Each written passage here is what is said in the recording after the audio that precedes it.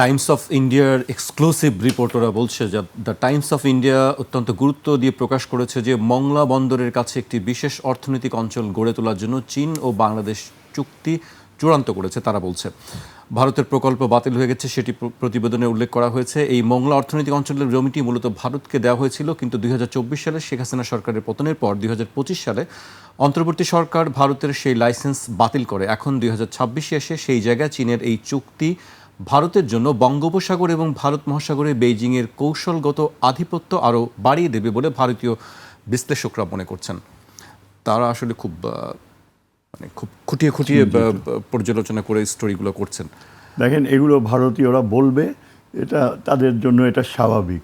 আমি একজন ভারতীয় হলে এইসব কনসার্নস আমিও এক্সপ্রেস করতাম, সমস্ত বিষয়টাকে খুবই নীতি। কিন্তু এটার কারণ কি? ভারত এভাবে দেখছে কেন? ভারত দেখছে যে যেটা তারা অর্জন করতে চেষ্টা করেছিল হাসিনা পিরিয়ডে শেষ দিকে স্পেশালি বেশি করে, সেই পথে তারা যাওয়ার ব্যাপারে একেবারে নিশ্চিত ছিল। কিন্তু ভারতীয়রা ভুলে যায় যে বাংলাদেশের যে দীর্ঘ সময় তার যে অস্তিত্ব, এমনকি আমরা পাকিস্তানের অংশ ছিলাম যখন, তখনও যে চিন্তাভাবনা, দীর্ঘকাল প্রেসিডেন্ট জিয়াউর রহমান তার এই দৃষ্টিভঙ্গিতে আমাদের সামনে আমরা 4-5 জন তাকে ব্রিফ করতাম, যখন তিনি অনেক দুঃখ করে বলতেন যে আমাকে 3 পা এগুলে আমাকে 2 পা পেছাতে হয়, কারণ ভারত এমনভাবে আমাদেরকে নিয়ন্ত্রণ করতে চায় যে চীনের সাথে অগ্রগতি করাটা খুব কঠিন হয়ে ওঠে। ওই পর্যায়ে তো আমরা পার হয়ে এসেছি, কিন্তু দীর্ঘকাল হাসিনার সময় আমাদের কোনো অস্ত্রায়ন হয়নি। যদি অস্ত্রায়ন হতো এবং প্রেসিডেন্ট জিয়া যদি জীবিত থাকতেন আজকে, তাহলে আমাদের মানে কোন স্টেজে চলে যেত চীনের সাথে সম্পর্ক, সেটা হয়তো আমি এখন বললেও অনেকে বিশ্বাসই করবে না। কিন্তু এখনও তো সময় আছে। তার পুত্র যে পথ বেছে নিয়েছে, এখন আশা করি সেখানে পার্লামেন্টে বা তার দলে কিছু ব্যক্তি এটাকে স্যাবোটাজ করতে চাইবে। আমলাতান্ত্রিক প্রক্রিয়ায় যদি একবার চীনের সাথে সম্পর্কর ক্ষেত্রে নাম্বারস গেম, যে এত টাকা আমাদের লস হবে ওই মায়ানমারের ভিতর থেকে রেল রোড করতে গেলে, আমরা কেন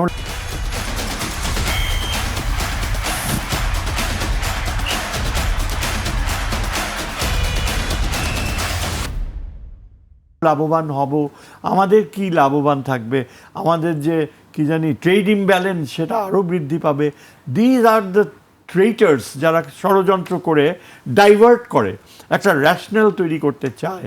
ভারতের সাথে আমাদের অবশ্যই সম্পর্ক রাখতে হবে, আমরা তো চীনের সাথে কোনো সামরিক চুক্তিতে যাব না, কোনো নিরাপত্তা সহায়তায় যাব না, এই ভাষায় কথা বলে একটা অংশ।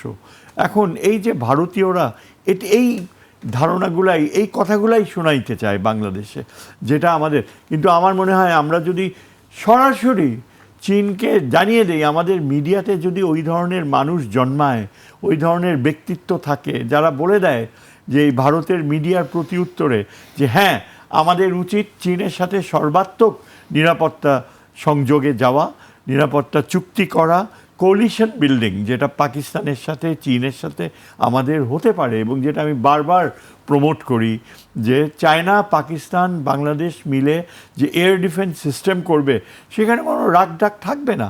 আমরা যে চাইনিজ প্লেনস ক্রয় করব সেটা তো ওপেন, এবং তার মাধ্যমে আমরা এটা মিডিয়াতে ক্লিয়ারলি এনকারেজ করবো। আমার মনে হয় BNP should encourage the media, এবং BNP should look into it, যে ওইসব media people don't ever dare to interfere, তারা যেন কোনোভাবেই আমাদের এই চলমান ধারাকে না আটকায়। তাহলে কি হতে পারে?